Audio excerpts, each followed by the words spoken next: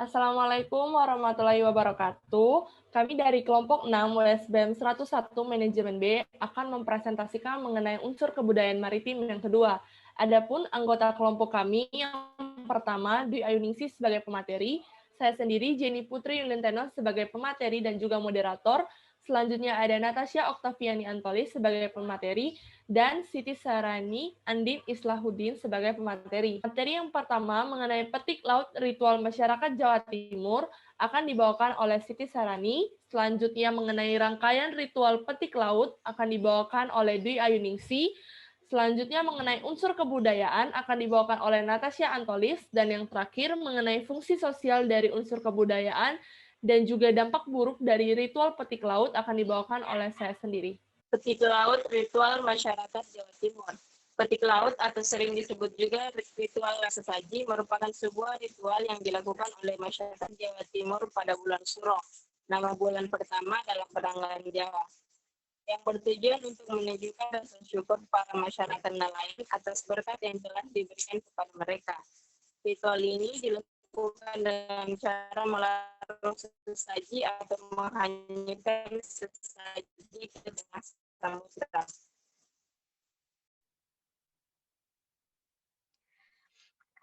Rangkaian ritual petik laut sebagai berikut. Yang pertama, malam tasyakuran.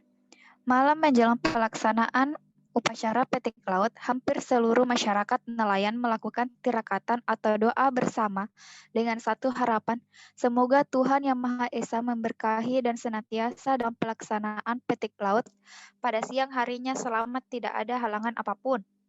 Yang kedua, dir bumi.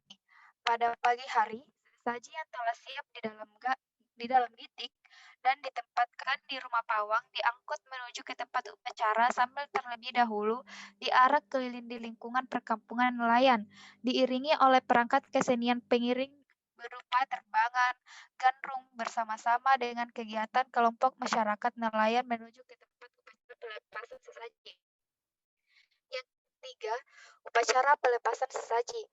Perahu yang membawa gitik yang berisi sesaji ditempatkan paling depan dan kemudian diikuti oleh iringan-iringan perahu nelayan yang membawa ke tengah laut untuk dilarung. Unsur kebudayaan. 1. Ada potensi ekonomi dalam ritual petik laut tradisi. Potensi ekonomi dalam ritual petik laut ditunjukkan bahwa pada setiap kegiatan ritual petik laut selalu disambut dengan kemeriahan pasar dadakan. Pasar dadakan muncul secara khusus pada ritual tahunan. Biasanya mereka datang dari berbagai daerah atau kabupaten, yang lain datang secara berkelompok dengan menjual aneka dagangan. Biasanya masyarakat lokal juga menyambut dengan riang gembira yang ditunjukkan dengan membeli barang aneka rupa yang disenanginya. Yang kedua, ada potensi teknologi dalam ritual petik laut, pengetahuan dan teknologi. Muncul ketika masyarakat nelayan memiliki keterampilan, misalnya dalam melaut, mengemudikan kapal sebagai nahkoda, pengetahuan tentang alat tangkap ikan, pengetahuan tentang sumber daya ikan, cuaca, teknologi perkapalan, dan sebagainya. Yang ketiga, ada potensi kesenian dalam ritual petik laut.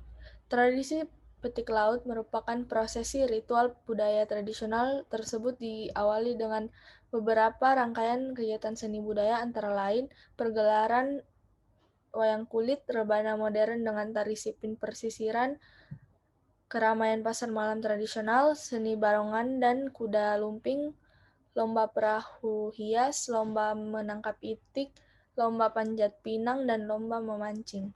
Yang keempat, ada potensi religi dalam ritual petik laut tradisi. Petik laut merupakan suatu kegiatan agama yang dilakukan oleh para nelayan ataupun penduduk di pesisir pantai secara turun-temurun dengan tujuan untuk memohon berkah, rezeki, dan keselamatan sekaligus ungkapan terima kasih kepada Tuhan atas hasil tangkapan laut yang melimpah dalam manifestasinya sebagai dewa lautan. Dari pengertian tradisi tersebut terdapat aspek-aspek yang dapat dipakai untuk pengembangan suplemen sejarah bahari. Selanjutnya adalah mengenai fungsi sosial dari unsur kebudayaan. Yang pertama, fungsi sosial dari sistem ekonomi, menumbuh kembangkan kolektivitas kelompok usaha tingkat desa hingga korporasi tingkat nasional dan mengembangkan jaringan sosial, pergaulan, dan kemitraan usaha antar individu lewat transaksi jual-beli. Yang kedua adalah fungsi sosial dari sistem teknologi, memperkuat kekompakan untuk bekerja sama dan menumbuhkan daya kreativitas inovatif dan adaptasi nelayan atau pelayar. Selanjutnya, yang ketiga adalah fungsi sosial dari sistem kesenian. Seni dalam pelaksanaan upacara mengandung arti bahwa kesenian, khususnya seni tari, mempunyai peranan penting, yaitu untuk menambah suasana magis dan sakral. Yang keempat adalah fungsi sosial dari sistem religi.